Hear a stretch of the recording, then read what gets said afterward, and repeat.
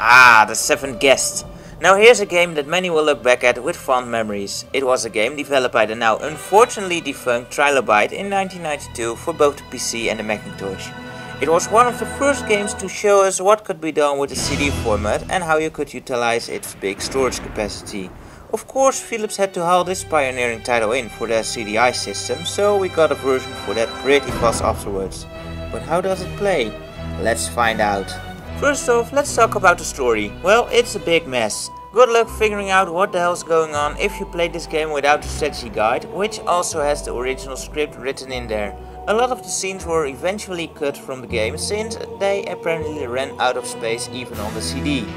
I'll do my best to try and explain the story a bit, and there might be spoilers, but really, understanding the story makes the game much more enjoyable as you play it anyway. The story centers around this evil bastard Henry Stauff. Being the rotten robbing trash that Stauff is, he is a perfect candidate to make a pact with the devil and thus is gifted with visions to make children's toys that become really popular. Soon children who had these famous Stauff toys started dying to an unknown virus.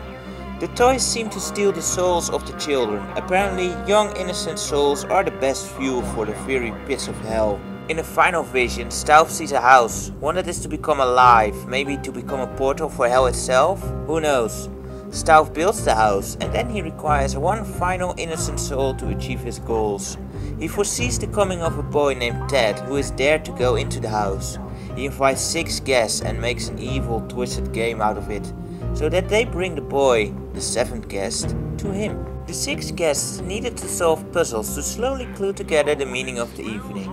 Some are in the end disgusted by Stauff's evil, twisted mind, while others only look at the prize at hand, their most deepest desires fulfilled. Pacts were formed, confrontations fought out, but in the end Stauff got his way and got his hand on the boy and killed his final victim, making the house alive and trapping the souls of the guests inside. The boy's soul is now stuck in a time paradox and is forced to relive the events of that fateful night over and over, each time erasing his memory of who he is and what is going on, but slowly getting better at solving the many puzzles to slowly figure out what exactly happened that night. Can he break the loop somehow and set himself and the ghosts of the other guests free? That is what your task is as ego, or rather the matured ego of Ted, the final child, the 7th guest.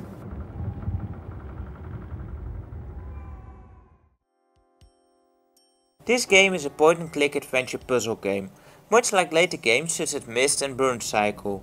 The focus mostly lays on the puzzles though, and there are 20 or so to solve in total, and some do become quite challenging.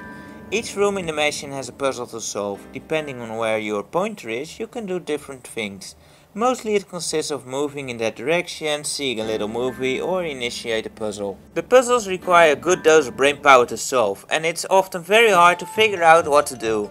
Often Ego will give out little hints and Stauff likes to hound him with puns on the puzzle themes. Finding things a little grating. You can always head over to the library where you can read the book of clues to get some hints. The first time you go there you usually read up on the objective of the game. The second time you get a hint towards its solution, and if you're really stumped you can always go there the third time, which will solve the puzzle outright.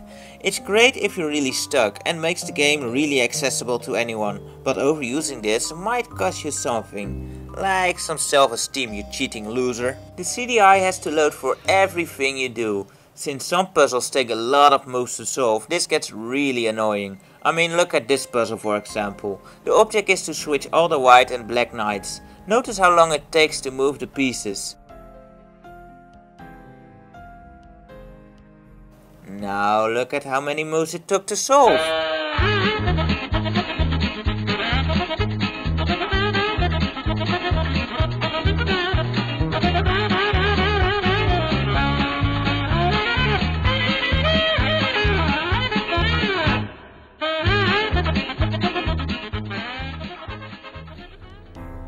Don't take all night. Damn, that actually took over 20 minutes. And this is the fastest solution I found. Let's not even count the time it takes to actually figure it out. It's just too slowly paced. I mostly played the DOS version and I don't remember the game being this slow on there. One thing the CDI version does excel in compared to the DOS version is presentation. It looked absolutely stunning for its time and the transitions are all very smooth. This game does however require the digital video cartridge to be installed in the CDI, otherwise it will just not work. The graphics don't really get the mood across though. For a horror themed game they are just too bright and colorful, and there are also no real scares. Most of the time for something weird to happen you have to actually click something first, making the scares feel artificial and just put there as graphical showcases than anything else. Something that does help set the mood though is the music. The CDI version has a better sound quality than the DOS version, which mostly sound like MIDI music. It's kind of hard to describe the music. It has a bit of a jazzy lounge feel, but most tracks have a creepy overtune of dread. It really helps set the mood and it's an excellent soundtrack. This game also comes with a separate soundtrack CD, which is always a great bonus. And then of course we have the live action scenes, which are pretty hilarious. They are typical FMV acting at its worst, or best depending on how you look at it. It's corny, it's funny, it adds nothing, but it can be skipped if you really can't stand it. The voice of Stauf and Ego do get a mention for being pretty good though, and Stauf can be downright frightening at times. For the CDI version they changed the progression of the scenes and the puzzles a bit, so that in some cases it makes more sense. Like now you can witness Dad sneaking in at the beginning instead of halfway through the game.